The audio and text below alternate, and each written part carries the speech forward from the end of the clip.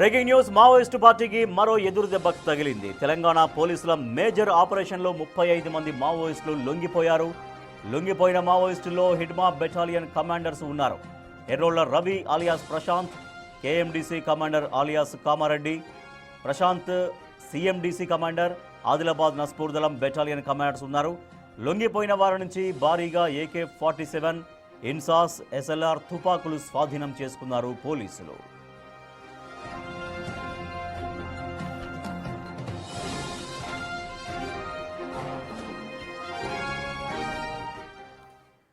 Maoist పార్టీకి మరో గట్టి ఎదురుదెబ్బ తగిలింది. తెలంగాణ పోలీసుల మేజర్ ఆపరేషన్లో 35 మంది మావోయిస్టులు పోలీసుల ఎదుట లొంగిపోయారు.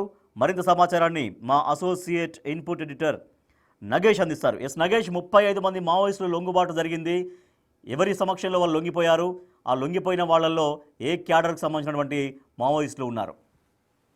గత వారమే SIB బిగ్గెస్ట్ ఆపరేషన్ ని నిర్వహించింది. ఆదిలాబాద్ జిల్లా నస్పూర్ లో వీళ్ళంతా కూడా షెల్టర్ తీసుకున్నట్టుగా తెలుస్తుంది. షెల్టర్ తీసుకున్న క్రమంలోనే కొంత సమాచారం మేరకు మొదట కొంతమందిని అదుపులోకి తీసుకున్నారు. తదుపరి పెద్ద ఎత్తున అక్కడి నుంచి అదుపులోకి తీసుకున్నారు. ఒక నస్పూర్ నుంచే కాక వాళ్ళు ఇచ్చిన సమాచారంతో మిగతా వాళ్ళని కూడా అదుపులోకి తీసుకున్న పరిస్థితి. వాళ్ళందరూ కూడా జనజీవన స్రవంతిలోకి రావడానికి మొగ్గు చూపినట్టుగా అర్థమవుతోంది. అంటే ఓవరాల్ గా లొంగుబాటు దిశగానే వాళ్ళంతా ముందుకొచ్చారు. ఇందులో ప్రధానంగా హిడ్మా బెటాలియన్ కమాండర్స్ పెద్ద ఎత్తున ఇందులో ఉండడం చాలా ప్రాచుర్యాన్ని కలిగించిందని చెప్పొచ్చు. ఎందుకంటే ఇప్పటికే హిడ్మా ఎన్కౌంటర్ తర్వాత హిడ్మాకు సంబంధించి ఇప్పటికే చాలా మంది బెటాలియన్ కమాండర్స్ లొంగిపోతున్నారు. అంటే హిడ్మా కానీ బెర్సా దేవ కానీ వీళ్ళిద్దరు పార్టీలో అత్యంత కీలకమైన పాత్ర పోషించారు. వీళ్ళు పార్టీలో సేమ్ వీళ్ళలాగానే వాళ్ళని తయారు చేశారు. ఎందుకంటే ఎక్కడ ఆపరేషన్ నిర్వహించి ఏ దాడులు నిర్వహించాలన్నా కూడా ఖచ్చితంగా హిడ్మా బెర్సాదేవ్ లాంటి వాళ్ళ నాయకత్వం ఖచ్చితంగా మావోయిస్టు పార్టీకి చాలా ముందుకు తీసుకెళ్లిందని చెప్పొచ్చు. హిడ్మా ఎన్కౌంటర్ తర్వాత బెర్సాదేవ్ అయితే ప్రస్తుతం అందుబాటులో లేడు. కానీ వాళ్ళకు సంబంధించిన బెటాలియన్ కమాండర్స్ మాత్రం లొంగుబాటుకి ముందుకు తీసుకురావడం తెలంగాణ పోలీసుల మేజర్ ఆపరేషన్ గా ఖచ్చితంగా చెప్పొచ్చు. ఇందులో 35 మంది ఉన్నారు. ఇందులో ఎర్రోల రవి అలియాస్ ప్రశాంత్ కామారెడ్డి జిల్లా, ఇతను కూడా KMDC మెంబర్ గా చాలా కీలక పాత్ర పోషించాడు. గత కొన్నేళ్లుగా మావోయిస్టు పార్టీలో ఉన్నాడు. అలాగే మరో తెలంగాణకు చెందిన వ్యక్తి ప్రశాంత్ CMDC మెంబర్ గా అతను కూడా మావోయిస్టు పార్టీని నడిపించే దిశలో కూడా కొన్నేళ్ల క్రితం పార్టీలోకి వెళ్లిపోయాడు.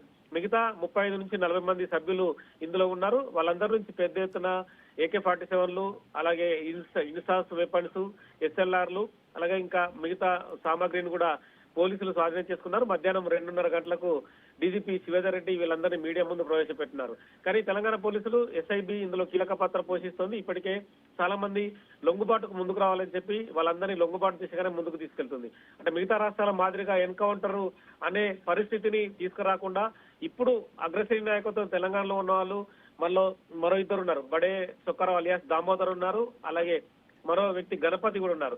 వాళ్ళ లొంగుబాటు కూడా ప్రధానంగా ముందుకెళ్తున్నారు. కానీ వాళ్ళ నుంచి ఇంకా కాంటాక్ట్ ఉన్నట్టుగా తెలుస్తుంది. వాళ్ళిద్దరు లొంగిపోతే కనుక తెలంగాణ నుంచి మేజర్ గా పూర్తిగా మావోయిస్టు పార్టీ అంతమైనట్లుగా భావించవచ్చు. నగేష్, అది ఇప్పటికే కీలక నేతలు, హిడ్మా లాంటి నేతలు ఎన్కౌంటర్లో చనిపోయారు. ఇప్పుడు చాలా మంది మావోయిస్టులు లొంగుబాటుకు వచ్చేస్తున్నారు. అంటే దీంతో ఇక మావోయిస్టు పార్టీ ఉనికి అనేది క్రమక్రమంగా మరింతగా క్షీణిస్తున్నట్టుగా అర్థం చేసుకోవచ్చా? అవును, అంటే దశల వారీగా క్షీణిస్తుందనేదే మనకు అర్థమవుతోంది. కానీ మొన్న రీసెంట్ గా ఒక 3-4 రోజుల క్రితం 40 పేజీల ఒక డాక్యుమెంట్ బయటకు వచ్చింది మావోయిస్ట్ పార్టీ. ఇంగ్లీష్ లో 31 పేజెస్ ఉంది, అలాగే తెలుగులో 40 పేజీలు ఉంది. అందులో గత సంవత్సరం 2024 ఆగస్టులోనే మావోయిస్ట్ పార్టీ చాలా కీలక సూచనలు చేసింది. అంటే వాళ్ళు ఇప్పటికీ పార్టీ పంత మారాలి, బయట నుంచి పోరాటం చేయాల్సిన అవసరం కనిపిస్తోంది. ఇప్పటికీ తమ పార్టీ ఎక్కడైతే క్యాంపులు నిర్వహిస్తూ దాడులు నిర్వహిస్తుందో అవన్నీ మానుకోవాలి. ఇప్పటికీ బయటకు వచ్చి అంటే జనజీవన స్రవంతులు జనాల్లోనే ఉంటూ పోరాటాలు ఉధృతం చేయాలని చెప్పి మావోయిస్టు పార్టీ క్లియర్ గా సూచించింది. అక్కడెక్కడ ఆయుధాలు విడనాడాలి, ఆయుధాలు విడతామని చెప్పి ఎక్కడ అందులో రాయలేదు. కానీ బయట మాత్రం ఖచ్చితంగా ప్రజా వ్యతిరేక పోరాటాలు ఎవరైతే ప్రభుత్వాలు చేస్తున్నాయో ప్రజలకు అనుకూలంగా లేకుండా అడవులను నాశనం చేయడం, ఖనిజ సంపదను దోచుకోవడం, ఇవన్నీ కూడా ఖచ్చితంగా వ్యతిరేకించాలని చెప్పి ఆ డాక్యుమెంట్ లో పేర్కొన్నారు. కానీ ఆ డాక్యుమెంట్ ఎక్కడ అమలు కాలేదు. ఇప్పటికే నంబాల కేశవరావు లాంటి వాళ్ళు ఎన్కౌంటర్ కావడం, గుడెంపల బాలకృష్ణ కూడా అదే స్థాయిలో ఎన్కౌంటర్ కావడంతో మావోయిస్ట్ పార్టీ ఆ డాక్యుమెంట్ ని విస్తృతంగా ప్రచారం చేయలేకపోయిందని చెప్పొచ్చు. ఆ మావోయిస్ట్ పార్టీ తన డాక్యుమెంట్ ని మిగతా మెంబర్లకు కూడా అందించలేకపోయింది. ఈ లోపే చాలా మంది ఎన్కౌంటర్ గురయ్యారు. హిడ్మా లాంటి వాళ్ళ ఎన్కౌంటర్ కూడా మావోయిస్ట్ పార్టీ తీవ్రంగా దెబ్బతీసింది.